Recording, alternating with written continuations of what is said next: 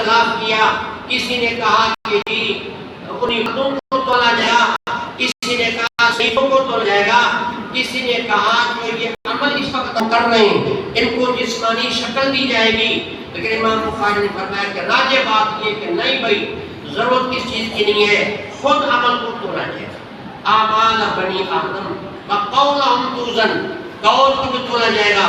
یہ بھی امام صاحب نے ایک مسئلے کی طرف اشارہ کیا ہے، وہ خلق قرآن کا مسئلہ ہے۔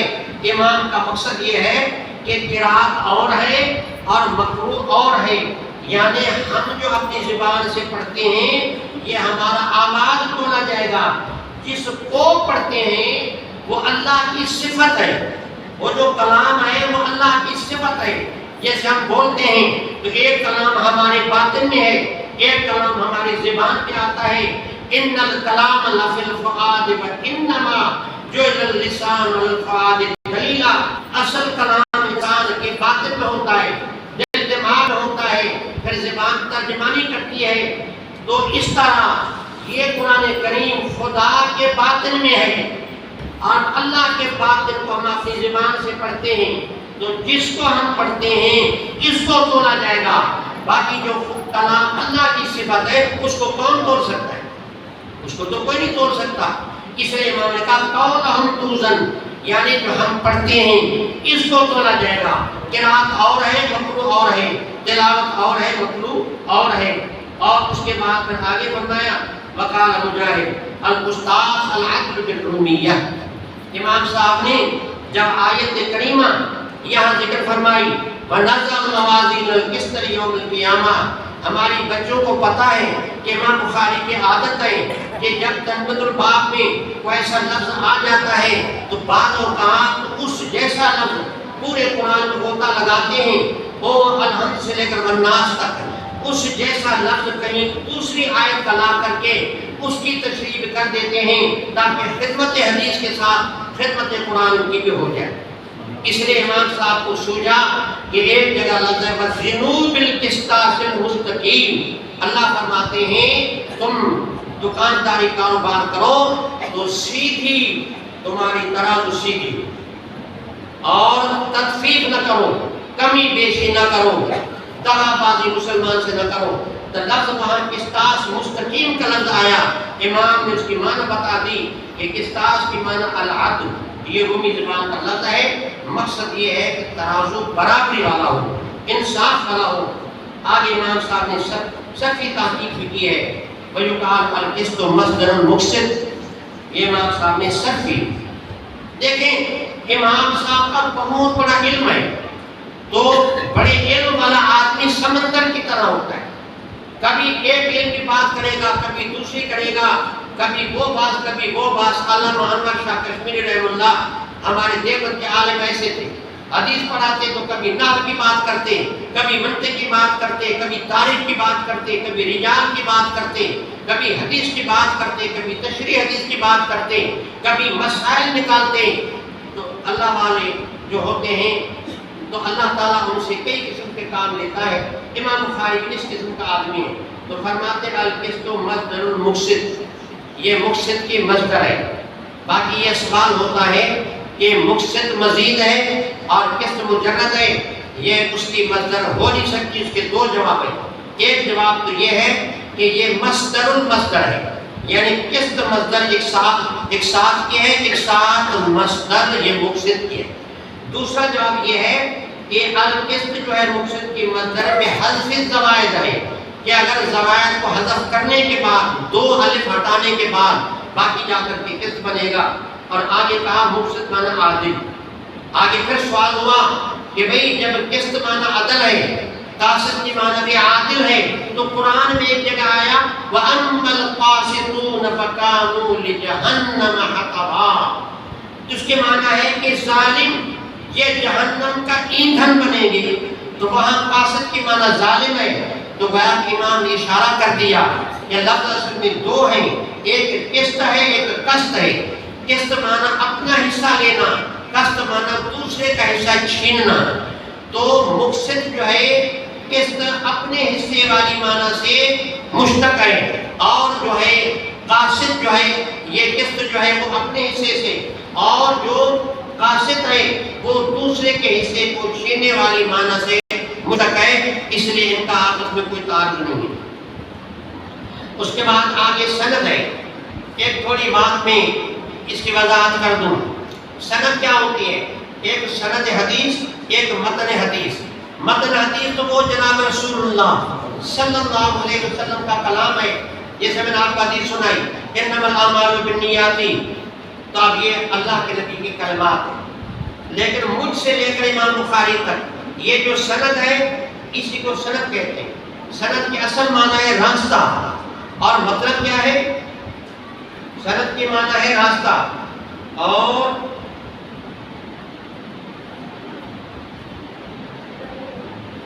سند کی معنی راستہ، مطلب یہ ہے کہ یہ جو حدیث پاک ہے جناب رسول اللہ صلی اللہ علیہ وسلم سے لے کر یہ اساتذہ کرام کی ایک لائن ہے، ہم تک یہ بات آ کر کے پہنچی ہے، تو درمیان میں ہمارے جو مشائخ ہیں، اساتذہ کرام جو ہیں، یہ اسی علم حدیث کا راستہ ہے، تو اسی کو سند کہتے ہیں۔ مثلا میں نے حدیث پڑھی حضرت سائیں عبد الکریم قریشی بیگی رحم اللہ سے، انہوں نے پڑھی سائیں غلام مصطفیٰ قاسمی سے، انہوں نے پڑھی سائیں حسین احمد مدنی سے، انہوں نے پڑھی حضرت شیخ الہند سے، اور انہوں نے پڑھی حضرت سائیں جو ہے محمد قاسم نانوتوی رحم اللہ رشید گنگوئی سے، اور انہوں نے پڑھی جو ہے وہ عبد الغنی مجددی سے، انہوں نے پڑھی شاہ صاحب سے، انہوں نے پڑھی شاہ عبدالعزیز سے، انہوں نے پڑھی شاہ ولی اللہ سے، انہوں نے پڑھی ابو طاہر قردی سے، انہوں نے پڑھی ابراہیم قردی سے، انہوں نے پڑھی احمد کشاشی سے، اس نے پڑھی احمد شناوی سے، اس نے پڑھی زین الدین زکریا، اس نے پڑھی شمس الدین رملی سے، اس نے پڑھی زین الدین زکریا انصاری سے، اور اس نے پڑھی ابن حجر اسقلانی سے، ان سے پڑھی انہوں نے پڑھی ابراہیم تنوخی سے، اور انہوں نے پڑھی ابو العباس سے، اور انہوں نے پڑھی جو ہے وہ یعنی حسین بن وہب زبیدی سے، انہوں نے پڑھی ابو الوقت صدی سے، اور انہوں نے پڑھی ابو الحسن داؤدی سے، انہوں نے پڑھی ابو محمد سرخسی سے، انہوں نے پڑھی محمد بن یوسف فریدی سے، انہوں نے پڑھی امام بخاری سے۔ امام بخاری نے 3 واسطوں سے رسول اللہ سے، تو مجھ سے لے کر جناب رسول اللہ صلی اللہ علیہ وسلم تک جتنا یہ جو میں اپنے استادوں کا نام لے کے گیا ہوں یہ سند ہے۔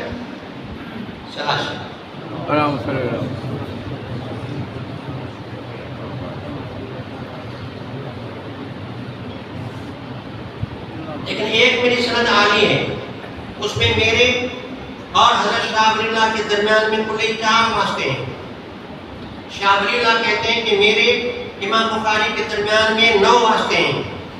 انہوں نے ابو طاہر قردی سے پڑھی، اس نے ابراہیم قردی سے پڑھی، اس نے عبداللہ بن ملا سعد اللہ سے پڑھی، اور اس نے قطب الدین مہروانی سے پڑھی، اور اس نے نور الدین ابو الفتوح سے پڑھی، اور اس نے جو ہے بابا یوسف حربی سے پڑھی، اور اس نے محمد بن شاہد بخت سے پڑھی، اور اس نے جو ہے ابو لقمان سے پڑھی، اس نے محمد بن یوسف فریدی سے پڑھی، اس نے امام بخاری سے پڑھی، اور امام بخاری اور اللہ کے نبی کے درمیان میں 3 واسطے ہیں۔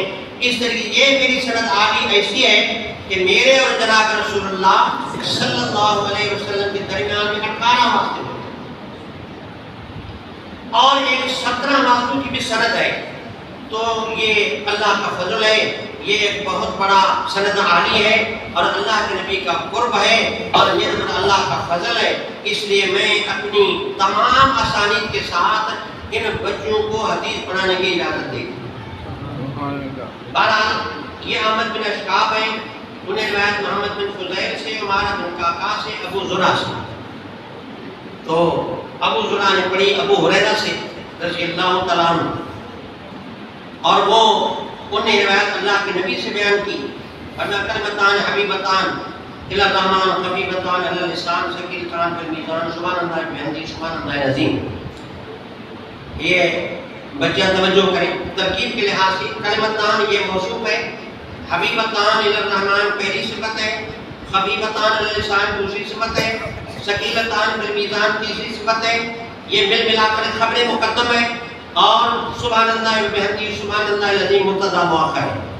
اس میں سوال ہوتا ہے کہ خبر تو پیچھے ہوتی ہے، مبتدا پہلے ہوتا ہے، یا خبر آگے آ گئی اور جو ہے وہ مبتدا پیچھے آ گیا، تو مختصر معنی میں یہ لکھا ہوا ہے کہ کبھی کبھی سننے والے کو شوق دلوانے کے لیے خبر کو مقدم کیا جاتا ہے۔ تو جس طرح وہ شاعر کا شعر ہے کہ سلاست تشرق الدنیا بباجتها شمس الضحى وابو اسحاق والقمر، تو شاعر کہتا ہے کہ تین بندے ہیں، تین جو ہے وہ شخص ہیں، تین چیزیں ہیں جن نے دنیا کو روشن کیا ہے، ایک سورج ہے، دوسرا چاند ہے، تیسرا ابو الضحى اور وہ ابو اسحاق، ان تین نے دنیا کو روشن کیا ہے۔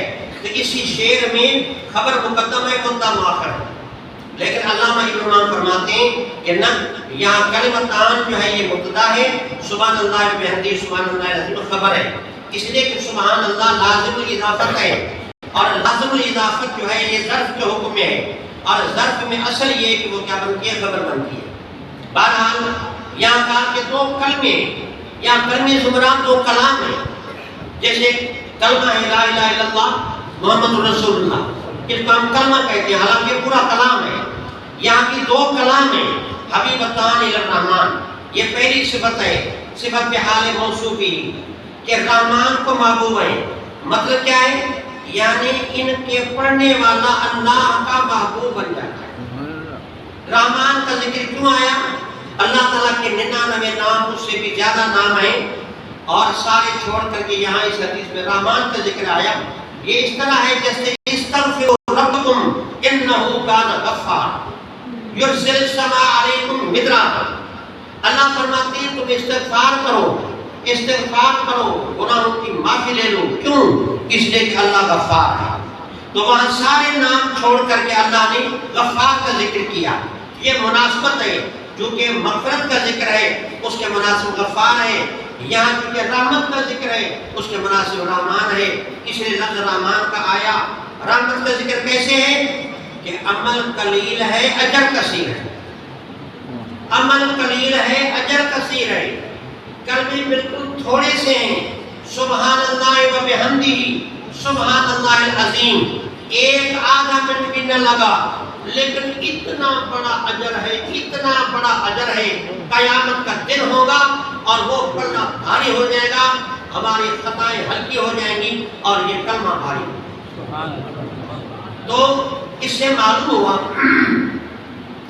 یہ کیوں کہ اللہ ہمارا رحمان ہے، اللہ ہمارا رحمان ہے، اور نبی کریم صلی اللہ علیہ وسلم کی وجہ سے اس امت کی عزت ہے کہ تھوڑے عمل پر اللہ نے اس کو اجر کثیر دیا۔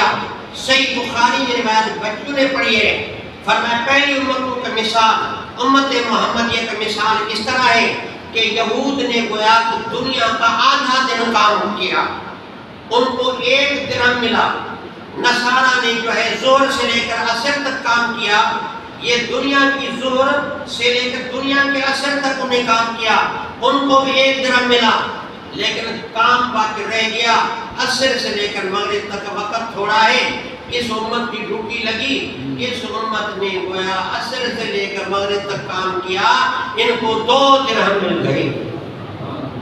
یہود نے کہا اے ہمارے اللہ ہمارا عمل کثیر ہے اور اجر قلیل ہے، نصارہ نے کہا یا اللہ ہمارا عمل کثیر ہے اجر قلیل ہے، اللہ نے فرمایا کیا میں نے آپ کو کہا آپ کے حق تلفی کی، آپ کی مزدوری میں کمی کی، جو آپ سے مزدوری طے تھی آپ کو وہ ملی یا اس سے کم ملی؟ انہوں نے کہا یا اللہ جو مزدوری طے تھی وہی ملی، لیکن امت محمدیہ آئی، عصر دنیا کی عصر، پوری دنیا کے عصر سے لے کر مغرب تک کام کیا، اور ہم نے دنیا کا آدھا دن عمل کیا، ہمارا عمل زیادہ اجر، یہ ہمارا کم ہوا۔ اللہ نے فرمایا یہ میرا فضل ہے جس پر میں فضل کروں۔ تو امت محمدیہ اللہ کے نبی کی جوتوں کی وجہ سے، صحابہ کے جوتوں کی وجہ سے امت کا شان بڑھ گیا۔ تھوڑا کام کرو اجر کثیر مل رہا ہے۔ سبحان اللہ، سارے پڑھو سبحان اللہ و بحمدہ سبحان اللہ العظیم، کوئی نہ رہے، سارے پڑھو، اونچی آواز سے پڑھو سبحان اللہ و بحمدہ سبحان اللہ العظیم سبحان اللہ و بحمدہ سبحان اللہ العظیم۔ کلمتان حبیبتان الی الرحمن خفیفتان علی اللسان، یہ زبان پہ ہلکے ہیں. ہلکے کیوں ہیں؟ اس لیے کہ بچوں کو علماء کو پتہ ہے اس میں تجوید کے لحاظ سے، قرات کے لحاظ سے شدیدہ حروف میں کوئی حرف نہیں، اور اس طریقے سے کوئی مستعلیٰ بھی نہیں، کوئی مستثقلہ بھی نہیں، کوئی غیر منصرف بھی نہیں، اس میں کوئی جملہ فعلیہ بھی نہیں، جملہ اسمیہ ہے. تو لہذا جو عربوں کی زبان پر جو حروف بھاری ہوتے ہیں، یا شدیدہ بھاری ہوتا ہے، یا مستعلیٰ بھاری ہوتا ہے، یا مستثقلہ بھاری ہوتا ہے، یا غیر منصرف بھاری ہوتا ہے، اور یا پھر جملہ فعلیہ بھاری ہوتا ہے، یا ان پانچوں میں سے کوئی بھی نہیں. اس لیے عربوں کو بہت آسان لگتا ہے، زبان پر آسانی سے جاری ہو جاتا ہے. اور الحمدللہ آپ نے بھی پڑھا، ہماری زبان پر بھی آسانی سے جاری ہو رہا ہے. آپ نے پڑھے سبحان اللہ بحمدہ، سبحان اللہ، کتنا بڑا آسان ہے. خفیفتان علی اللسان ثقیلتان فی المیزان، یہ ترجمہ ثابت ہو گیا. وہ بھی امام نے کہا کہ اعمال کا وزن ہوگا، یا اللہ کے نبی نے فرمایا ان دو کلمے بھاری ہوں گے، اس سے معلوم ہوا کہ اعمال کو تولا جائے گا. لہذا یہ عقیدہ رکھنا لازم ہے کہ قیامت کا دن ہوگا، تمہارا ہمارا اعمال تولا جائے گا. شبہ نہیں کرنا چاہیے. کیوں؟ شرع قاعدہ ہمارے عقیدے کی کتاب ہے، ہر سال ہم پڑھاتے ہیں. اس میں لکھا دیکھیں، جو عمل امکانی ہے بتانے والا سچا ہے، ایمان فرض. بس ضابطہ ہو گیا، اصول بن گیا. جو عمل امکانی ہے بتانے والا سچا ہے، الصادق المصدوق، سب کے صلی اللہ علیہ وسلم، اس پر ایمان لازم ہے. ہمیں چنچرا کی کیا ضرورت ہے؟ ہمیں کیا حق بنتا ہے؟ ہم قرآن کے بارے میں اپنی مرضی چلائیں. اللہ نے فرمایا، اللہ کے نبی نے دنیا کو بتایا، وَنَضَعُ الْمَوَازِينَ الْقِسْطَ لِيَوْمِ الْقِيَامَةِ، قیامت کا دن ہوگا، اعمال کو تولا جائے گا. آگے یہ الفاظ ہیں، سبحان اللہ و بحمدہ، سبحان اللہ العظیم. میں سوچتا تھا کہ ان کلموں کا وزن کیوں ہے. پھر میں کتابوں کو دیکھتا رہا. پھر ایک کتاب ہے ارشاد الساری، علامہ کسرانی کا ہے. اس میں مجھے جواب یہ سمجھ میں آیا کہ اللہ تبارک و تعالیٰ کو اپنی توحید، اللہ کو اپنی عظمت اور اللہ کو اپنی صفات محبوب ہے. اللہ نے دنیا میں انبیاء کو اپنی توحید کو بتانے کے لیے بھیجا. آپ دیکھیں اذان جو ہوتی ہے، یہ اذان جو کی جاتی ہے، ابھی آپ نے اذان سنی. اس میں ایک آپ کو ایک عجیب بات بتاؤں کہ اس اذان میں ہمارے دین کے بنیادی عقیدے آ جاتے ہیں. اذان میں توحید بھی آتی ہے، اذان میں نبی کی نبوت بھی آتی ہے، اور اذان میں قیامت کا تصور بھی آتا ہے. بس ہمارے یہ دین کے تین عقیدے، توحید ہے، نبوت ہے، اور قیامت کا تصور ہے.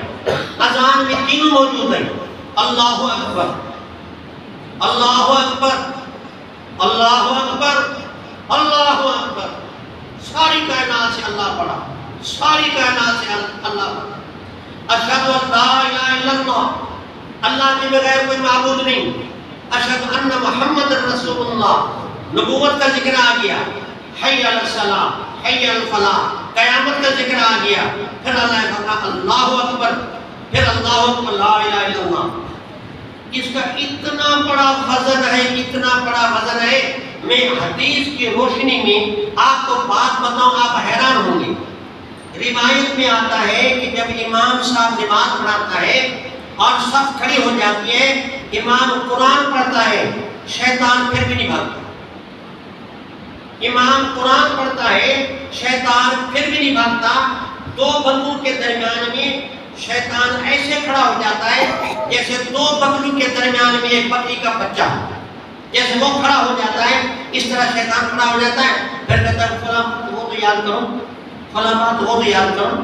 دیکھو فلاں کو آپ نے کیوں کہا تھا، آپ کو فلاں نے کیوں کہا، فلاں نے آپ کی بے عزتی کی، فلاں نے آپ کو گالی دی. اب ادھر نماز پڑھ رہا ہے، شیطان ساری باتوں کو یاد دلا رہا ہے. لیکن حدیث پاک ہے، علماء کو معلوم ہے، بچوں نے بھی پڑھی ہے کہ جب اذان آتی ہے اللہ اکبر اللہ اکبر اللہ اکبر اللہ اکبر، جب یہ اذان آتی ہے شیطان بھاگتا ہے اور ہوا میں نکل جاتی ہے. معلوم ہوا کہ اللہ رب العزت کی توحید، خدا کی عظمت کی اتنا وزن ہے کہ شیطان برداشت نہیں کر سکتا۔ اور آگے یہ جو کلمات ہیں سبحان اللہ و بحمدہ سبحان اللہ العظیم، اب ان کلمات میں دو توحیدیں ہیں۔ اب میں یہ بات بتانا چاہتا ہوں کہ ان کلمات کا اتنا بڑا وزن کیوں ہے؟ اس میں دو توحیدیں ہیں اور دو اللہ کے کمال ہیں۔ دو کمال کیا ہیں؟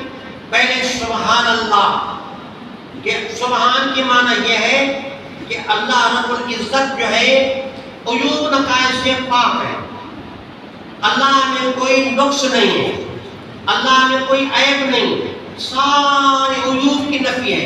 ساری کائنات میں کوئی نہ کوئی عیب ہو سکتا ہے، ساری کائنات میں کوئی نہ کوئی نقص ہو سکتا ہے، لیکن میرا اللہ ایسا ہے کہ جس میں کوئی عیب نہیں، کوئی اس میں نقص نہیں۔ اچھا، اس کے بعد پھر یہ ہے سبحان کے لفظ میں اشارہ ہوا کہ جس میں کوئی نقص نہیں ہے تو سارے کمالات اس میں ہوں گے۔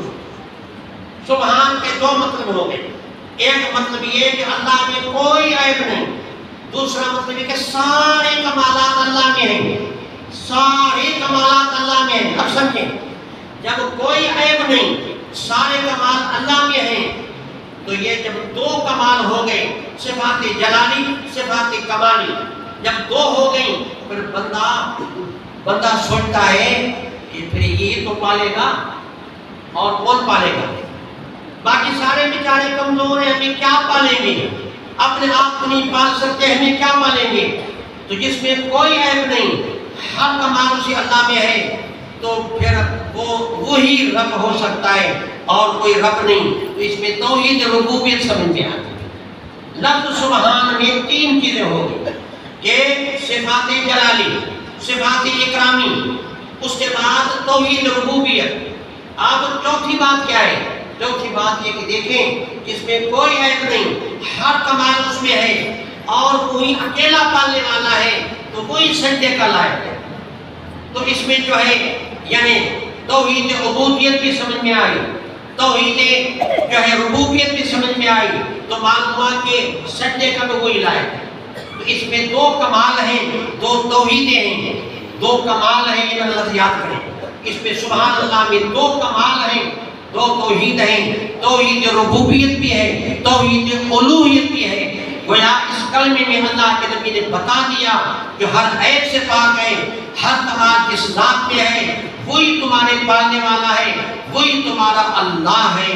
تو اس میں توحید الوہیت بھی آ گئی، توحید ربوبیت بھی آ گئی اور دو کمال بھی آ گئے۔ اس لیے یہ کلمہ اللہ کو بہت پیارا ہے، یہ کلمہ اللہ کو بہت پیارا ہے۔ لہذا اس کلمے کا آپ تمام حضرات اس کا ورد کریں، اور اتنا آسان ہے، گھومتے پھرتے ایک تسبیح اگر آپ روزانہ صبح کو یا شام کو بھلے کام دنیا کا کریں، زبان چلتی رہے، تو اتنا بڑا نفع پائیں گے کہ آپ سوچ بھی نہیں سکتے۔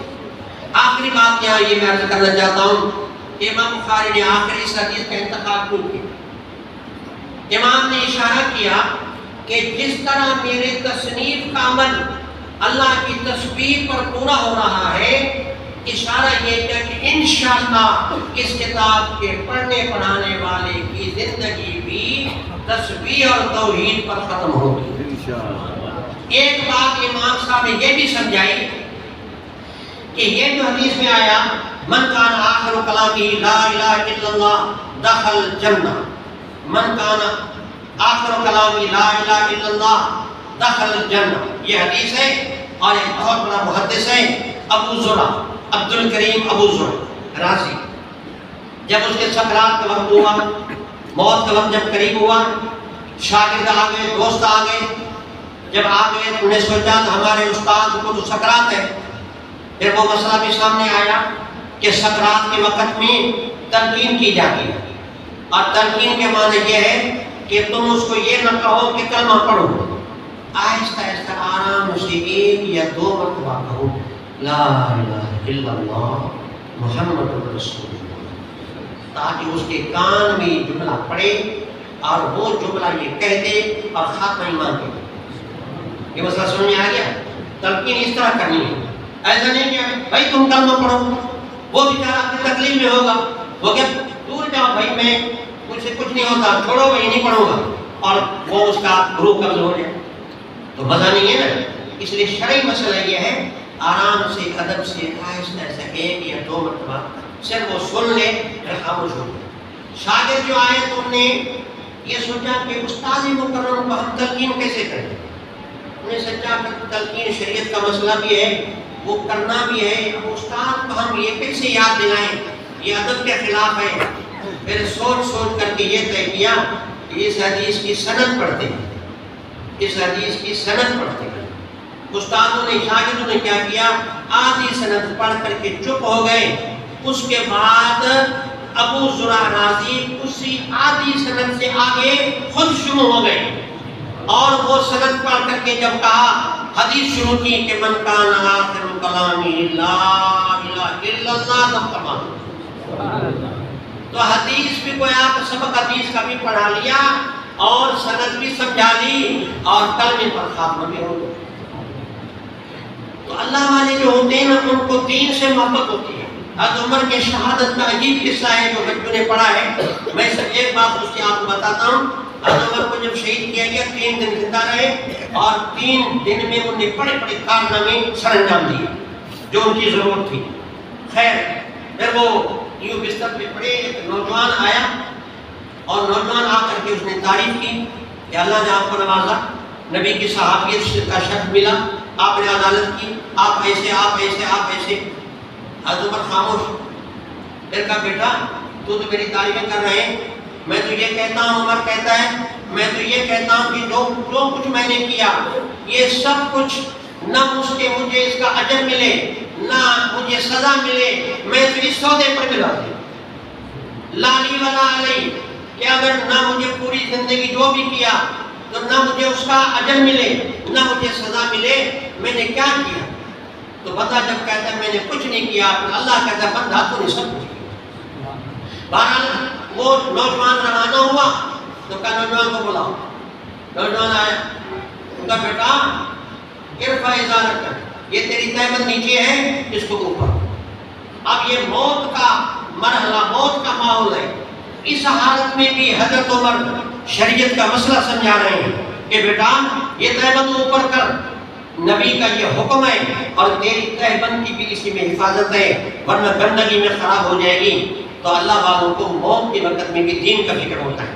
بہرحال میں اب یہ کر رہا تھا، امام نے اشارہ کیا کہ حدیث میں اگر کہ یہ آیا ہے کہ آخری کلمہ لا الہ الا اللہ ہوگا تو بس سیدھا جنت میں چلا جائے گا، لیکن اگر بعین یہ کلمہ نہ آئے، اس کلمے کا ہم معنی لفظ آ جائے جو اللہ کی عظمت پہ دلالت کرے تو بھی انشاءاللہ اس کو جنت مل جائے، کیونکہ وہ ہے لا الہ الا اللہ، یہ ہے سبحان اللہ و بحمدہ سبحان اللہ العظیم۔ امام نے آخر میں یہ لا کر کے اشارہ کیا کہ اگر لا الہ الا اللہ نہ بھی ہو، سبحان اللہ زبان میں آ جائے اور پھر موت ہو جائے تو بھی یہ بندہ جنت میں جائے گا، کیونکہ نبی کریم صلی اللہ علیہ وسلم کے آخری الفاظ جو تھے، امی عائشہ فرماتی ہیں جناب رسول اللہ صلی اللہ علیہ وسلم کا سر مبارک میرے گود میں تھا اور میرے گلے اور میرے پہلوں کے بیچ میں سر مبارک تھا، اور پھر آخری وہ جو وقت تھا پھر اس کو میں نے یہ دیکھا کہ آنکھیں اوپر یوں کھڑی ہو گئی، اور میں سمجھ گئی کہ اب اللہ کے نبی ہمارا ساتھی نہیں ہے۔ پھر یہ الفاظ میں نے زبان سے سنے، اللہم رفیق الاعلیٰ، اے میرے اللہ مجھے رفاقت اعلیٰ چاہیے، اے میرے اللہ مجھے رفاقت اعلیٰ چاہیے۔ اولئک الذین انعم اللہ علیہم من النبیین والصدیقین والشہداء والصالحین وحسن اولئک رفیقا، مجھے رفاقت اعلیٰ چاہیے، بس یہ الفاظ تھے ردم فرما۔ تو اللہ کے نبی کے آخری لفظ الرفیق الاعلیٰ تھے، تو یہ شبہ نہیں کرنا چاہیے کہ اللہ کے نبی نے تو لا الہ تو نہیں کہا، الرفیق الاعلیٰ کہا، تو کوئی فرق نہیں ہے، کیونکہ رفاقت اعلیٰ یہ لا الہ الا اللہ کا ثمرہ ہے۔ تو دعا ہے اللہ رب العزت آپ ہم سب کا، جیسے امام بخاری نے کتاب کو تصویر پر ختم کیا، اللہ سے ہم اسی اللہ کے گھر میں اور جمعے کے برکت والے دن میں اس بابرکت مجلس میں صحیح بخاری کے اختتام کے موقع میں ہم سارے اللہ سے یہ مانگتے ہیں کہ جس طرح امام صاحب اپنی کتاب کو تصویر میں ختم کیا، یا اللہ ہماری زندگی کی تصویر ختم اللهم صل علی محمد وعلی آل محمد کما صلیت علی ابراہیم وعلی آل ابراہیم انک حمید مجید.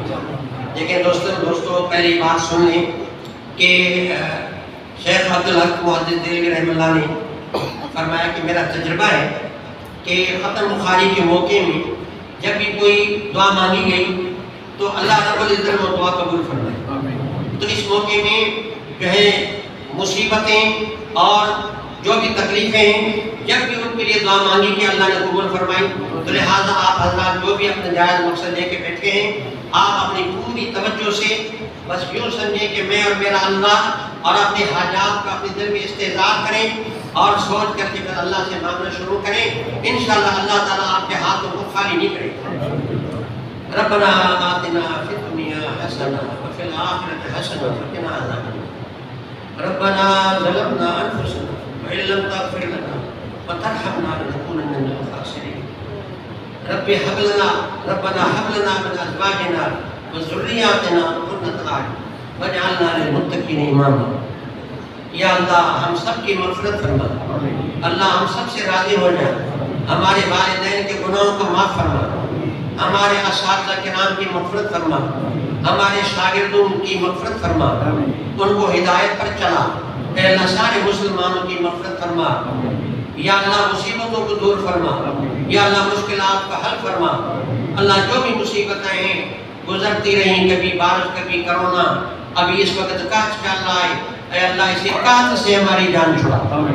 اے اللہ ہمارے ملک میں خوشحالی پیدا فرما. یا اللہ مدارس کو مساجد کو آباد فرما. یا اللہ علماء کی حفاظت فرما. پوری امت مسلمہ کی حفاظت فرما. یا اللہ ملک پاکستان میں قرآن کا قانون نافذ فرما. یا اللہ ہم سب سے راضی ہو جا. یا اللہ ہر بیمار کو شفا کاملہ عاجلہ دائمہ مستمر عطا فرما. کئی سارے لوگوں نے مجھے کہا جب میں آ رہا تھا کہ اس موقع میں جو ہے آپ ہمارے دعا کریں. اب مجھے تو بھول گئے کس نے کیا کہا, کیا اس بات کے لیے کہا. اللہ تو جانتا ہے تیرے بندوں نے جس نے کہا ہے یا جن نے نہیں بھی کہا ہے. اے اللہ جو بھی بندوں کی جو جائز حاجت ہے اس بابرکت مجلس کی تو پہلے اے اللہ اس کو قبول منظور فرما. اللہ ان کی حاجتوں کو پورا فرما. یا اللہ ہم نے جو مانگا ہے ہمیں وہ بھی عطا فرما. یا اللہ جو نہیں مانگا وہ بھی عطا فرما. یا اللہ ہمیں تو مانگنے کا ڈھنگ بھی نہیں میرے اللہ, ہمیں مانگنے کا منگ وہ نہیں ہے, ڈھنگ بھی نہیں ہے. اللہ آپ اپنے شان کے مطابق عطا فرما. اللہم انا نسألک من خیر ما سألک من نبیک سیدنا محمد صلی اللہ علیہ وسلم ونعوذ بک من شر ما استعاذک من نبیک سیدنا محمد صلی اللہ علیہ وسلم. یا اللہ او دنیا کا پہلا انسان ہمارا ابا حضرت آدم سے لے کر دنیا کے آخری انسان جتنے سالے گزرے ہیں یا جو گزر رہے ہیں یا قیامت تک گزریں گے, اے اللہ ان سب نے نیک دعائیں جو بھی مانگی ہیں اللہ وہ ہمیں سب عطا فرما. اور جن چیزوں سے نیکوں نے پناہ مانگی ہے اے اللہ ان سب چیزوں سے ہمیں پناہ عطا فرما. یا اللہ ہم سب سے راضی ہو جا. یا اللہ تیرے گھر میں بھی بیٹھے ہیں کریم اللہ, کوئی عام انسان کے در پر کوئی جاتا ہے تو وہ بھی کسی کو خالی نہیں بھیجتا ہے. اللہ تو کریم اللہ ہے, رحمت تیرے کام کی نہیں ہے. اللہ یہ تیرے گھر میں جو بیٹھے ہیں اے اللہ ان سب کے گود بھر دے. اے اللہ ان سب کے حاجتوں کو اپنے فضل سے پورا فرما. یا اللہ ہمارے اولاد کو بھی ہدایت فرما. اللہ ہمارے اولاد کو ہدایت فرما, ہمارے بچوں کو ہدایت فرما.